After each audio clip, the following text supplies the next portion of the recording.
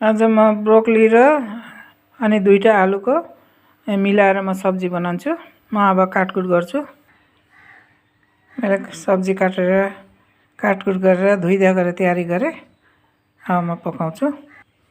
मैले दुईटा लसुन लिएको थिएँ, लसुन हालेँ। मैले एक टुक्रा अदुवा काटेर रेडी गरेँ। दुईटा खुर्सानी हाल्दैछु। अब म पिस्छु यिनीहरूलाई। मैले ग्यास जलाएर कराई बसाइसकेँ। कराई तात्यो, म तेल हाल्दैछु, मिठा तेल।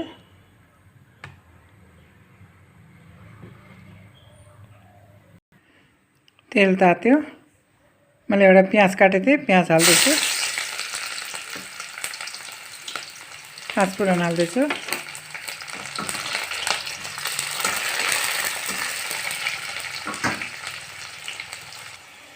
प्याज रातो रातो भयो।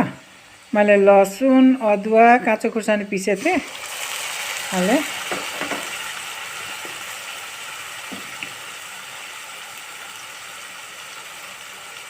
हल्दी हाल्दैछु, तर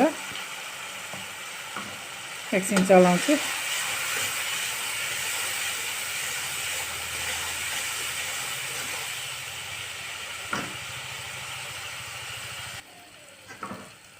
एकछिन चलाउँदैछु।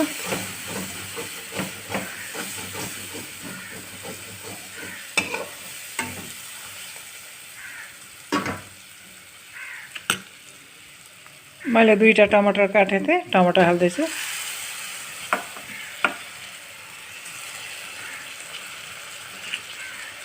टमाटर गल्नुको लागि मैले अलिकति निमक हालेँ।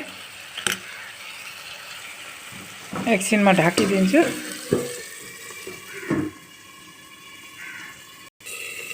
म अब ढकना उतार्दैछु।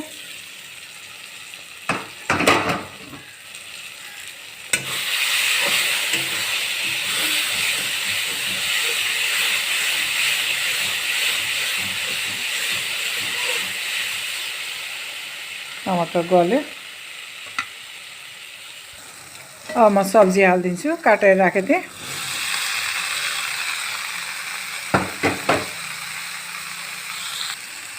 म निमक हाल्दैछु। आज म आलु र ब्रोकलीको म चिपचिपाइलो झोल बनाउँछु। एकछिन चलाउँछु, ढकना खुले।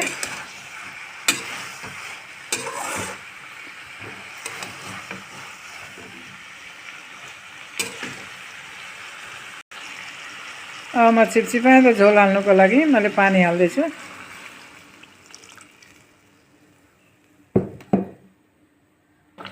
म ढकना उतारेँ। अब म हेर्दैछु, आलु पनि पाक्यो। अब म धनियाँ हाल्छु। म धनियाँ हाल्दैछु।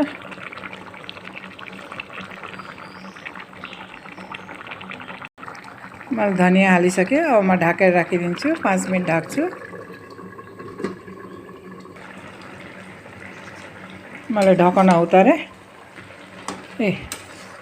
सब्जी पाके तयारी भयो। सब्जी पाकेर मैले यो ब्रोकलीको यसको डन्ठीहरू पनि हालेछु, नरम छ। आलु पनि पाक्यो। मैले चिपचिपाइलो झोल बनाएको थिएँ।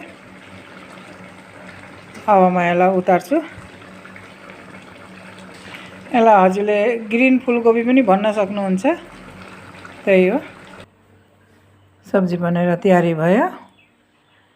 अनि मैले यो चिपचिपाइलो झोल बनाएको छु। यसलाई ग्रिन फुलकोपी पनि भन्छ, ब्रोकली पनि भन्छ। अनि हजुरहरूले पनि यसरी बनाएर खानुहोला, धनियाँहरू, पत्ता धनियाँ हालेर। अनि यसको झोल भातमा खाँदाखेरि राम्रो लाग्छ। दाल नबनाउँदा पनि हुन्छ। कहिले कहिले यस्तै झोलहरूसित भात खाँदा राम्रो लाग्छ।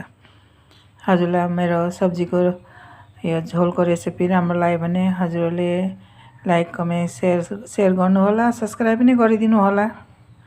मेरो भिडियो हेरिदिनु होला।